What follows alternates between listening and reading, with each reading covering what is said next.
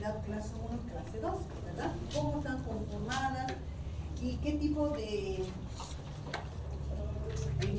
células usualmente van a estar presentes? Entonces, vamos a continuar el tema y vamos a redundar tal vez en lo mismo, vamos a seguir hablando sobre lo que son las moléculas clase 1 y clase 2. Y aquí también vamos a ver cómo se va a procesar específicamente las moléculas o lo que es las moléculas clase 1 y clase 2, ¿sí? Entonces, las moléculas del complejo mayor de histocompatibilidad clase 1 habíamos dicho que se expresan en la mayor parte de las células nucleadas, ¿verdad? Estas células nucleadas van a tener la posibilidad de servir como verdaderos, también aquí mencionados, como verdaderos presentadores de antígeno, pero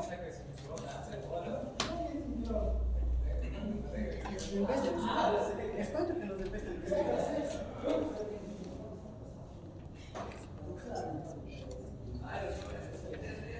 pónganse.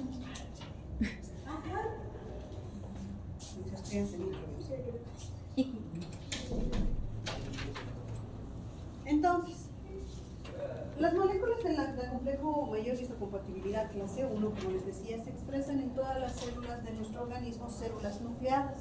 Y estas células como tal tienen valores más altos de molécula clase 1, los que van a expresar especialmente los linfocitos, ¿no? Los fibroblastos, las células musculares, los hepatocitos, las células neuronales van a expresar valores muy bajos de moléculas clase 1. Por esa misma razón, el valor bajo a nivel de las células hepáticas, o sea, a nivel de los hepatocitos de este tipo de clase, o sea, clase 1, nos ayuda a que el hígado pueda ser un órgano que sea fácilmente trasplantado.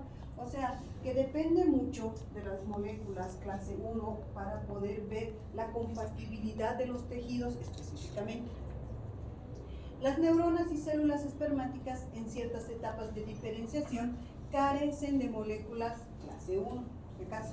En las células sanas normales, las moléculas clase 1 van a exhibir péptidos propios, o sea, hablamos específicamente de proteínas que han sido degradados y que se dividen tanto en aminoácidos como en péptidos, que vamos a ver más adelante, ¿ya?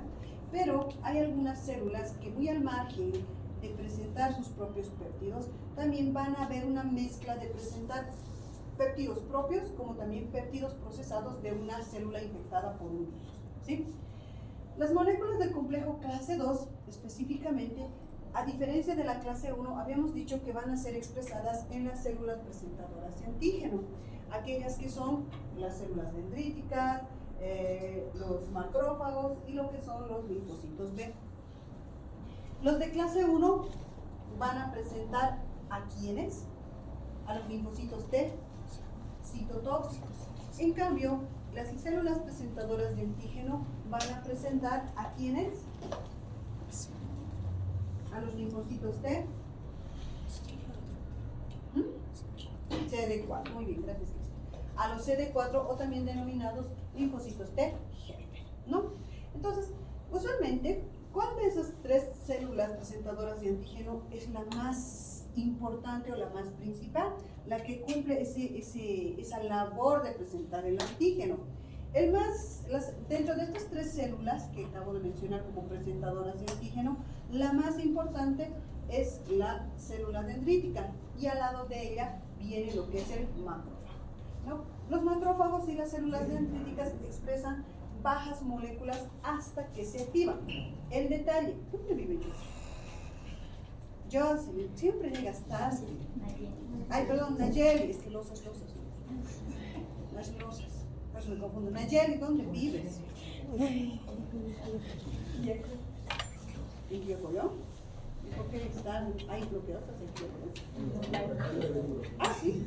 Hasta donde sé que es desde Quillacoyo para Oruro. En el kilómetro 6, no sé, camiones están ahí para. Ah, camiones. Estás hablando entonces más o menos por un surtidor que hay ahí, ¿no? Cerca de Ceramista. Ahí está, pero los camiones están bloqueando. Sí. Los bloquean, ¿no? Entonces, Usualmente, la expresión de las moléculas del complejo mayor de histocompatibilidad, ya sea 1 y 2, va a estar regulado específicamente por la presencia de citocinas. ¿Qué tipos de citocinas van a intervenir en la expresión de este tipo de moléculas? Específicamente lo que son los interferones, interferón alfa, beta y gamma, como también el factor de necrosis tumoral, que estas citocinas como tal van a incrementar la expresión de moléculas del complejo mayor de histocompatibilidad, específicamente clase 1. Hay ciertos virus, como el virus de la hepatitis B, el citomegalovirus y el adenovirus 12, que reducen la expresión del complejo, especialmente en la superficie de las células. Hablando específicamente de lo que es la clase 1. ¿Sí? En cuanto a la función de las células presentadoras de antígeno, como les decía, la mayoría de las células de nuestro organismo pueden presentar el antígeno con su clase 1, con su molécula, con su complejo mayor de histocompatibilidad clase 1.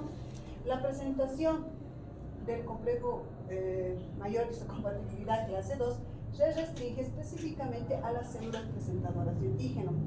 Pero si todas las células tienen una clase 1 y una clase 2, es que en realidad todas las células deberían considerarse como células presentadoras de antígeno, ¿verdad? ¿Por qué? Porque gracias a esa molécula del complejo mayor de histocompatibilidad van a agarrar al antígeno y lo van a presentar a un linfocito.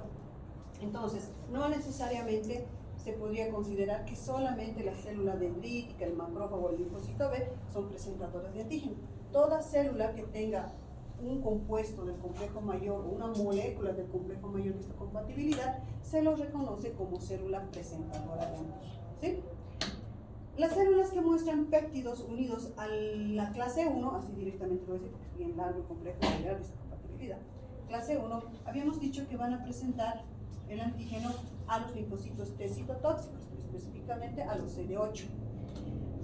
Y de igual manera, las células que muestran péptidos unidos a la clase 2, específicamente van a mostrar al antígeno a los linfocitos T CD4, o sea, a los linfocitos T. Por eso es que se les va a denominar, los que presenten una molécula clase 1 se van a denominar células blanco. En cambio, las que presenten clase 2 a los linfocitos T helper se les va a denominar presentador de antígeno. Varias células pueden funcionar como células presentadoras de antígeno. Su característica distintiva es la capacidad de expresar lo que son las moléculas del complejo mayor de histocompatibilidad clase 2. Como les decía, los tres tipos de células presentadoras de antígeno más importantes son las células dendríticas, los macrófagos y los linfocitos. En cuanto a las células dendríticas, son mucho más eficaces que las otras dos que habíamos mencionado, cabe decir, macrófagos y linfocitos B.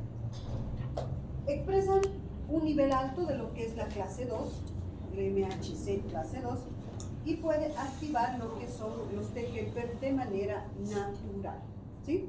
No necesitan activarse primeramente para poder actuar.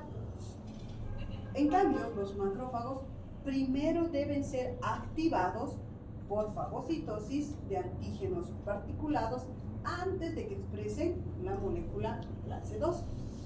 Entonces, las células dendríticas van a expresar su molécula clase 2 sin necesidad de activarse. O sea, prácticamente las células dendríticas vienen con su acople de clase 2, del MHC clase 2. En cambio, los macrófagos primero tienen que encontrar un antígeno, fagocitarlo, activarse y recién van a expresar la molécula de clase 2. Lo mismo sucede con los linfocitos B. Expresan moléculas clase 2, pero de igual manera, primero deben activarse antes de expresar la molécula clase 2. Entonces, ¿quién no necesita activarse para tener un complejo mayor de histocompatibilidad clase 2?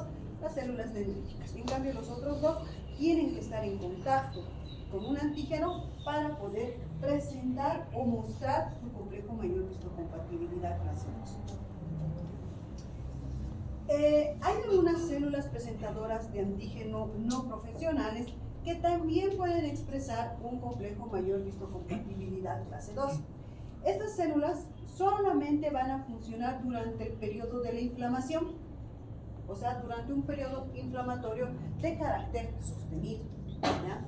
Y obviamente, una vez que remite el cuadro inflamatorio, este tipo de células van a perder esa molécula clase 2.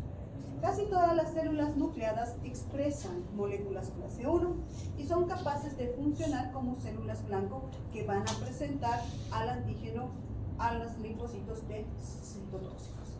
Las células blanco usualmente pueden ser infectadas por un virus específicamente para que expresen la molécula clase 1.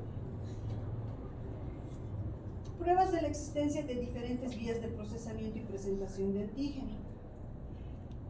El sistema inmunitario va a utilizar dos vías distintas para eliminar antígenos específicamente.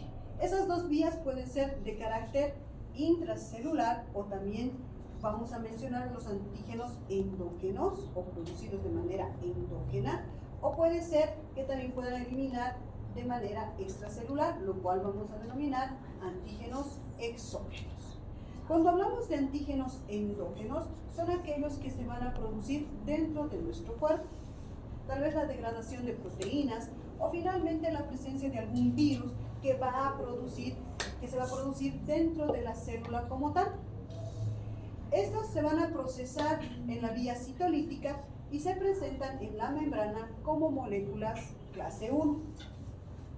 Los antígenos exógenos son los que van a ingresar del exterior, ¿no? Los que captan por endocitosis, aquellos que van a agarrar y si quieren llamarlo, lo van a introducir, lo van a fagocitar. Se presentan en la vía endocítica y se presentan en la membrana con moléculas clase 2. Dedujeron principios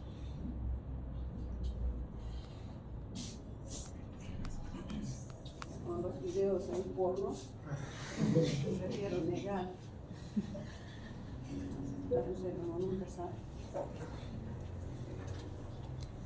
Se dedujeron principios generales acerca de dos vías. Para la presentación clase 1 se requiere la síntesis, como les decía, de proteínas víricas, como lo demuestran el requerimiento de las células blanco para ser que son infectadas por un virus. La presentación clase 2 ocurre tanto como el virus vivo como un virus incompetente para su multiplicación. La presentación clase 2 es inhibida por el tratamiento de las células con un agente, específicamente la cloroquina, que bloquea el procesamiento endocítico dentro de la célula. Antígenos endógenos.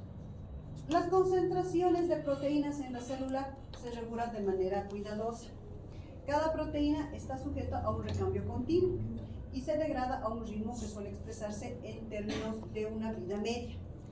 Usualmente la vida promedio de una proteína dentro de nuestro organismo tiene aproximadamente 1 a 2 días de vida media. Obviamente estas, si no son degradadas, que usualmente su degradación dura 10 minutos, ¿no? La mayoría serán degradadas, como les decía, a aminoácidos y en algunos casos también persisten como péptidos en el citosol. Y el sistema inmunitario muestra a estos y los presenta en la superficie de la célula en relación con las moléculas clase 1.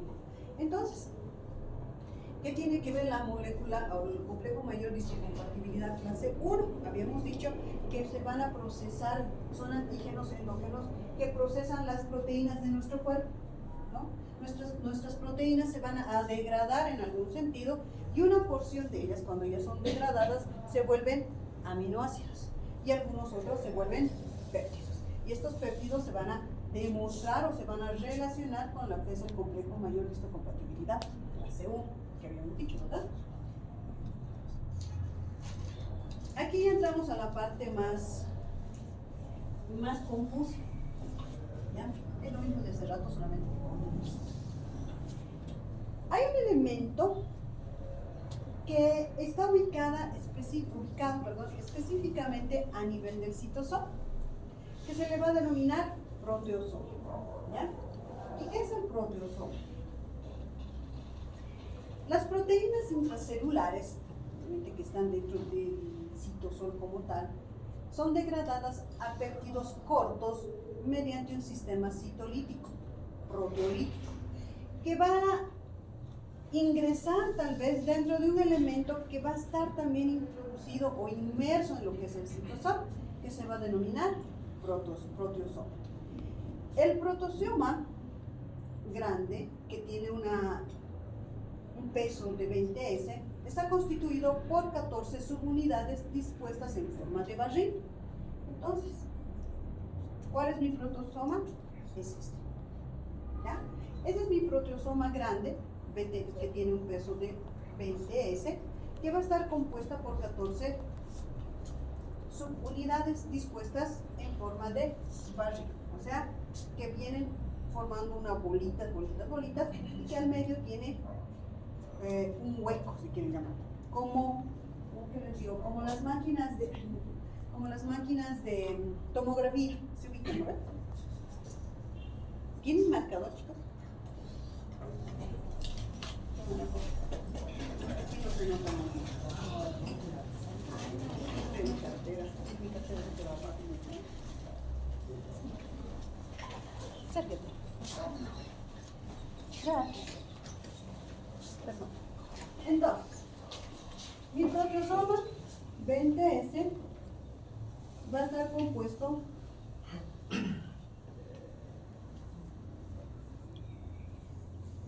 así, por 14 subunidades dispuestas en forma de barril.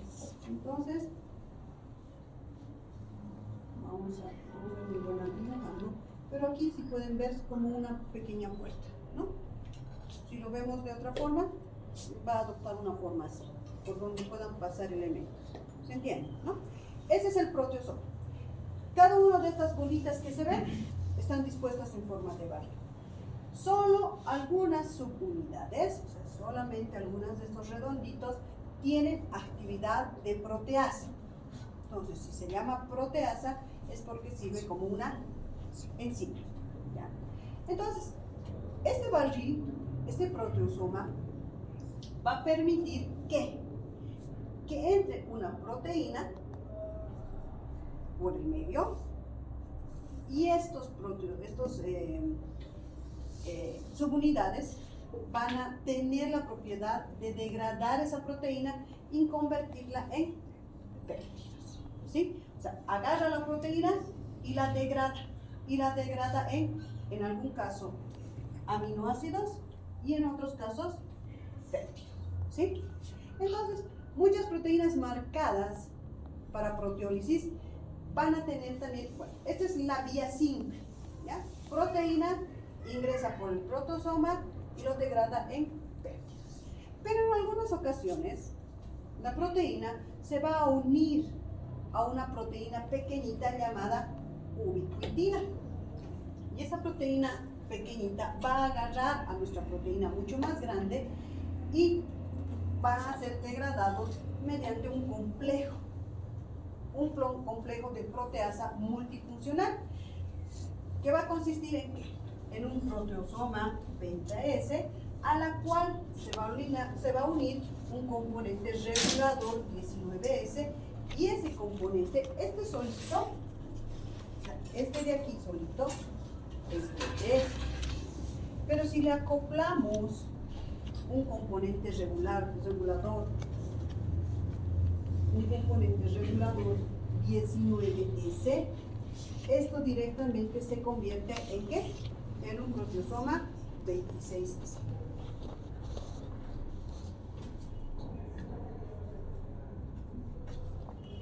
Y una vez que se convierte en un proteosoma 26S, nuestra proteína que está unida a la otra proteína chiquitita, que es la ubiquitina, permite ingresar a través de ese canal y nuevamente resultar el rompimiento o la degradación de la proteína y convertirlo en péptidos mucho más complejos. Obviamente, todo este proceso que agarra proteína y se tiene que unir a la ubiquitina necesita de la función de ATP, ¿no? Para obviamente para su unión y posterior degradación, ¿sí? Entonces, es así como se forman los péptidos para lo que es el complejo mayor vistocompatibilidad clase 1. Ahora, una vez que se han formado los péptidos, van a estar disueltos en el citosol.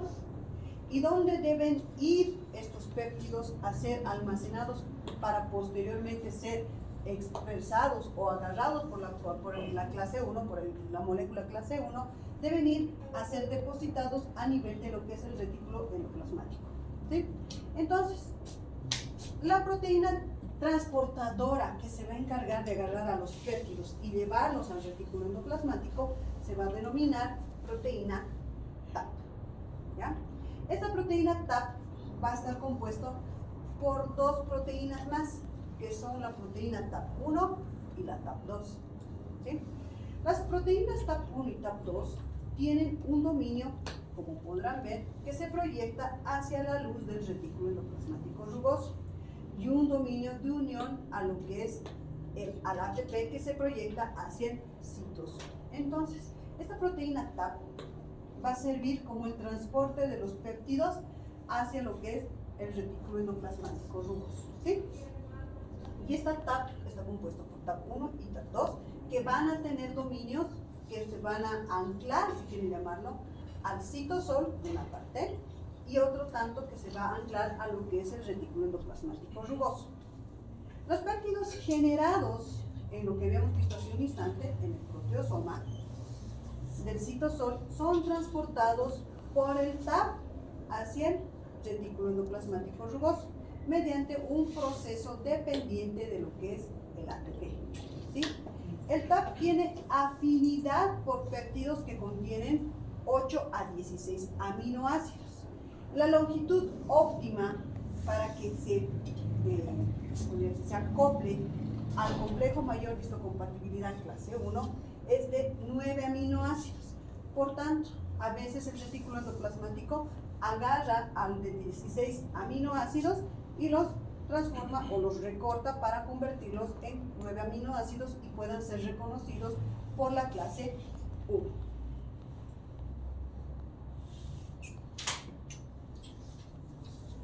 Yéndonos un poquito a lo que es la formación de la molécula clase 1. Si nos fijamos aquí, este es el inicio de mi molécula clase 1. Pero para que sea consolidada como tal, la clase 1, ¿se acuerdan? Que tenía una estructura así más o menos, ¿verdad? Para que tenga esa configuración, cadenas alfa y mioglobina beta 2, entonces necesitamos que se consolide esta forma. Lo que ven aquí es esto de aquí. Entonces, los péptidos se ensamblan con el complejo mayor vistocompatibilidad clase 1 auxiliado por carabinas moleculares. Las carabinas moleculares facilitan el plegamiento de polipéptidos. La primera carabina que participa en el ensamblaje del complejo mayor vistocompatibilidad clase 1 es la calnexina. Entonces, primero, el primer resquicio de nuestra molécula clase 1 es una cadena alfa del complejo mayor vistocompatibilidad clase 1, ¿ya?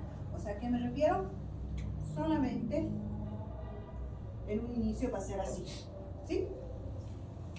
Ahí se va a acoplar una carabina, que es la calnexina, que se va a vincular a lo que es la cadena alfa clase 1 libre y va a promover lo que es su plegamiento o unión. Luego a esto se une lo que es la microglobulina beta 2. Ya después, una vez que la microglobulina beta 2 se plega a mi cadena alfa, libera a la calnexina, ¿no? La libera a la calnexina y la molécula clase 1 se va a unir a otra carabina que se va a denominar calreticulina. Entonces, una vez que hemos soltado a nuestra calnexina, nuestra microglobulina y nuestra cadena alfa se va a unir a otra carabina, que es la calreticulina, que como podrán ver, va a permitir unirse a un extremo de la molécula. Y a ese mismo tiempo va a haber la tapacina, que es otra carabina que va a ayudar a formar lo que es el complejo mayor de histocompatibilidad clase 1. Y para consolidar toda esta unión, vamos a encontrar otra molécula que se denomina ERP57, que es una proteína adicional. Ahora, ¿de qué nos sirve la tapacina, la calreticulina y esta proteína adicional? Usualmente, mi cadena alfa y mi microglobulina se originan sueltos, ¿no ven? Esto por su lado y mi microglobulina beta 2 por su lado. ¿Qué va a hacer la calnexina? Va a permitir que estos dos se unan. Entonces, esto viene aquí. ¿Ya? Pero esto todavía es un ensamblaje débil. Y para que sea un buen ensamblaje y se presente como una verdadera molécula, necesitamos la participación de otras carabinas que consoliden a la molécula clase 1. ¿Cuáles van a ser las moléculas que consoliden? La calreticulina y la tapacina. Y para ayudar a esa consolidación, tiene que haber la participación de una pequeña proteína, que es la ERP57. Entonces, la tapacina, la calreticulina y lo que es la ERP57, ¿qué van a hacer? Es como si lo apretaran al complejo y lo consolidaran, permitieran que haya esa interacción y esa relación entre lo que es la cadena alfa y la microglobulina beta 2. Una vez que logran la consolidación de esa molécula clase 1, ¿qué sucede? Liberan esa molécula, va a dejar libre a la tapacina, a la calreticulina y a la otra proteína, y ya se ha formado lo que es la molécula del complejo mayor de histocompatibilidad clase 1. Y por tanto, va a haber su salida del péptido hacia el retículo endoplasmático rugoso. ¿Se entendió? ¿Vuelvo? Más o menos. Ya. Volvemos a hacer lo mismo. Este sí han entendido. Bueno, este. Sí, ese estaba fácil. ¿No? En la proteína. Las proteínas dentro del citosol que deben ser degradadas en péptidos y obviamente los péptidos en aminoácidos. ¿No? Ya está claro. Y que evidentemente el complejo mayor de histocompatibilidad clase 1 va a tener más afinidad a péptidos que tengan solamente ¿cuántos aminoácidos? O 9 aminoácidos. Obviamente se van a formar péptidos de 8 a 16 aminoácidos, pero el complejo mayor de histocompatibilidad clase 1 tiene preferencia por más cortitos, o sea, 9 aminoácidos. Por tanto, ¿qué van a hacer? Solamente van a recortar, agarramos tijera y los del 16 lo volvemos en 9 para ser reconocidos. ¿Entendió? Este dibujito de aquí, lo único que nos muestra es cómo se forma el complejo mayor de histocompatibilidad clase 1. Dentro del complejo de mayor histocompatibilidad 1 y su estructura, ¿se acuerdan? Esto era cadena alfa y alfa 1, 2 y 3, ¿verdad? ¿Se acuerdan? Y esta era la microglobulina beta 2. Originalmente, yendo para atrás. Entonces, esto es esto. A ver, mi molécula clase 1. Entonces, para que se vuelva así ensambladito, bonito, debe suceder una serie de procesos. Y ese proceso es ese. En primera instancia, nace o se genera lo que es la cadena alfa del complejo mayor de histocompatibilidad 1. ¿Ya? Esta cadenita alfa nace solita. Pero para que sea expresado o sea expresada en nuestra célula, en general nuestra célula blanco, esta de... Ya van a otros reinos. Entonces, para que se vuelva una verdadera molécula clase 1, necesitamos que a esta cadena alfa se acople ¿quién? Una molécula de microglobulina beta 2, que también va a estar por su lado, cada quien por su lado. Pero aquí va a haber una carabina, o sea, una amiga. Haremos de cuenta que este es un chico y la microglobulina es una chica, que andan por su lado cada quien.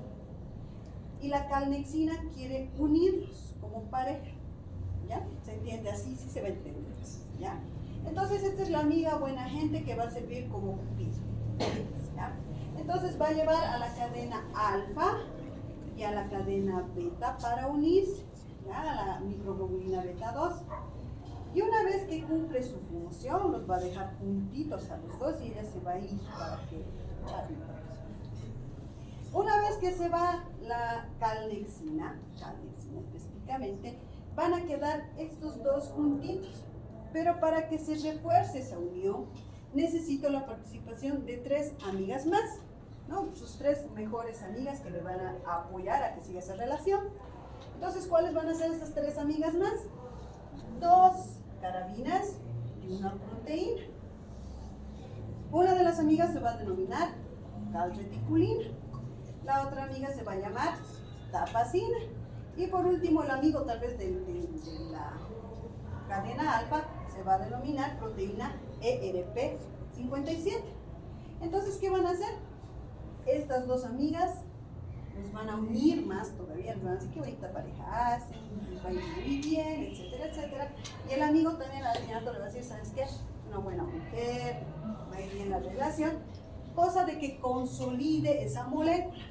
Por tanto, tanto la tapacina como la calreticulina y la proteína hacen que se consolide esa pareja, esa relación.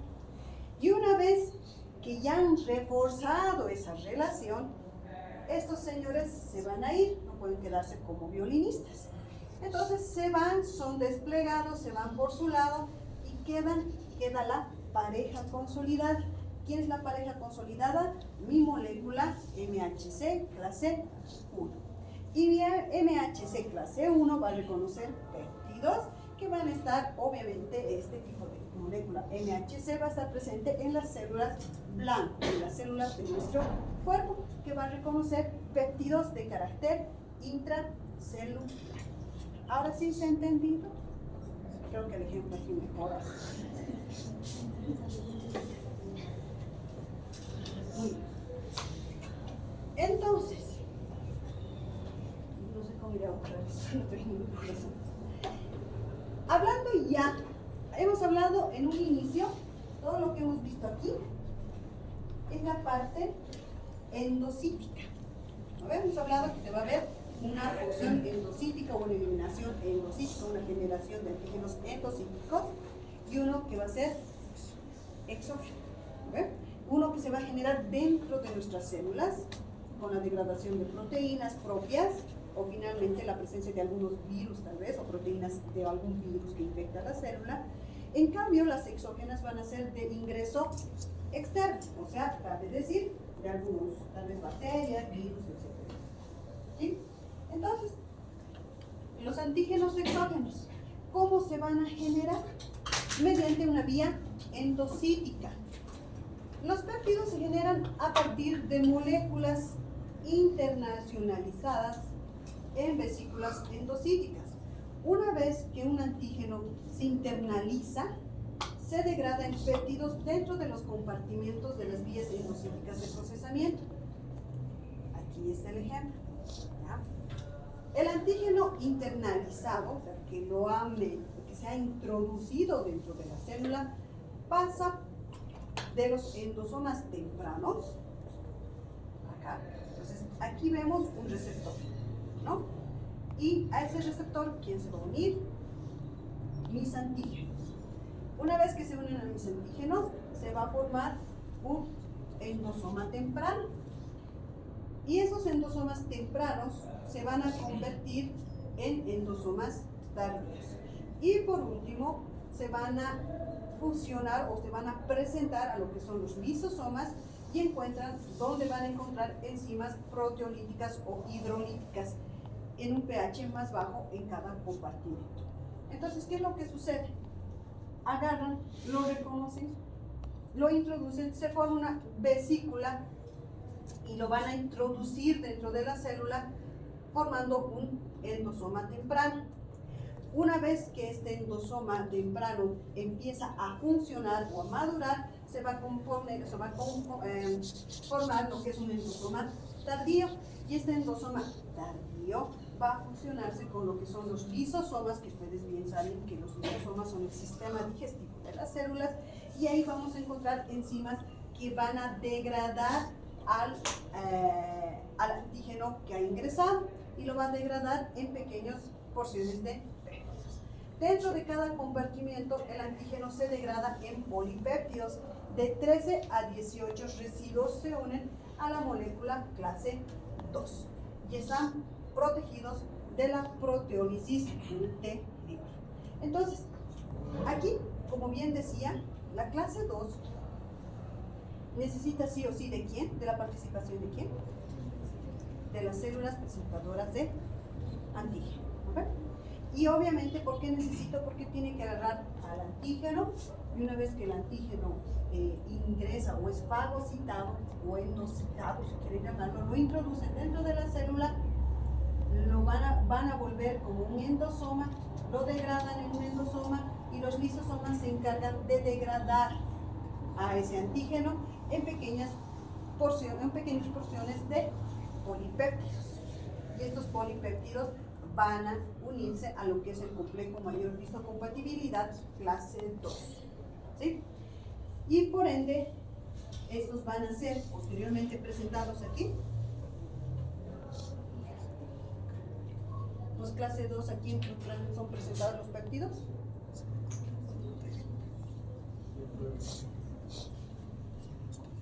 A los linfocitos CD4, a los TG, ¿no?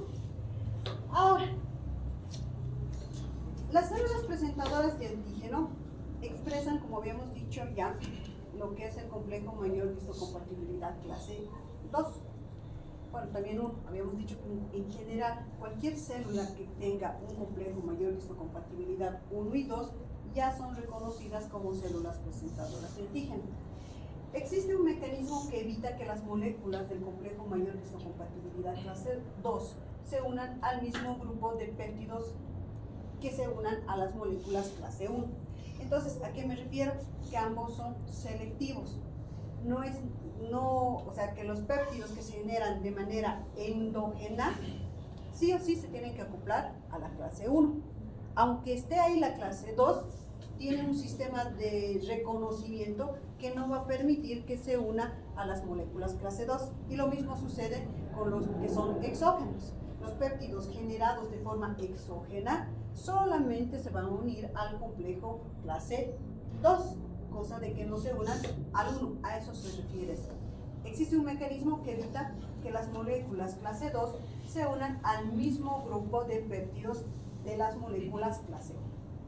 Cuando una molécula clase 2 se sintetiza en el retículo endoplasmático rugoso, 3 pares de cadena alfa, beta clase 2 se unen al trímero llamado cadena invariante. Ya habíamos visto, ¿verdad? La cadena invariante de la molécula clase 2 en su estructura. ¿Se acuerdan? Vamos a volver a dibujar el anillo. Esta cadena interactúa con la hendidura de unión del péptido de las moléculas clase 2 e impide que cualquier péptido derivado de manera endógena se una a la hendidura mientras la molécula clase 2 se encuentra dentro del red. ¿Ya? Entonces, para hacerlo más corto esa parte,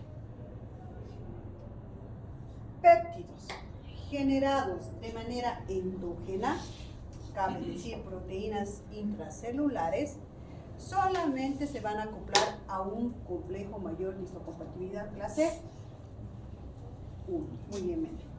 En cambio, moléculas o péptidos generados de manera exógena, vale decir, bacterias, virus, etcétera, etcétera, solamente esos péptidos van a acoplarse a moléculas clase 2. ¿Se ha entendido?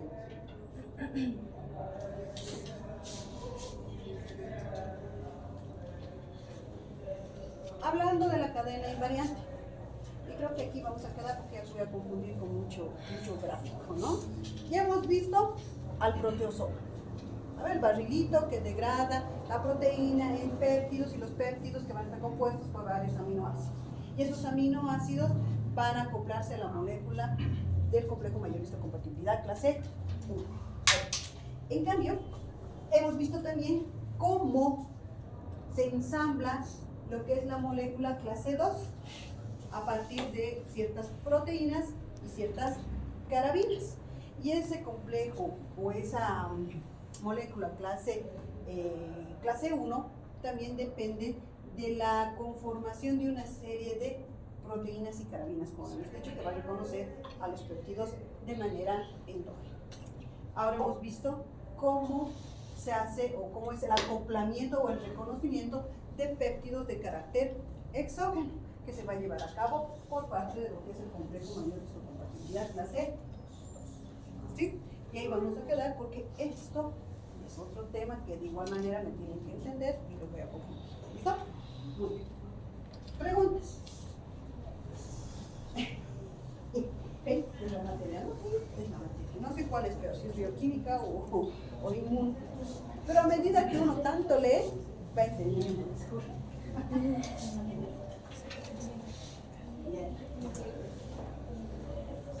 Este tema, si Dios quiere, lo voy a concluir el día viernes. Obviamente dependerá si el aula 33 tiene tele, porque data no vamos a tener. Entonces, si es que no tiene tele, porque como podrán ver necesitamos imágenes para que puedan entender, porque si yo voy a hablar no van a entender. Entonces, si tiene tele, vamos a concluir con este tema y vamos a empezar con el otro tema, la mitad. Y ahí estaríamos concluyendo nuestro avance hasta el próximo martes, que también tenemos el famoso open house y no sé en qué aula tendremos. Creo que también en la 33. Pero concluimos el día martes, ¿ya? De igual manera, chicos, vayan avanzando en su ensayo, por favor. No, ya les había pedido, por favor, no quiero ver copy-paste. Les he dado la opción de que lo hagan en computadora. Confíen en su honestidad. La verdad, no sé por qué, de muchos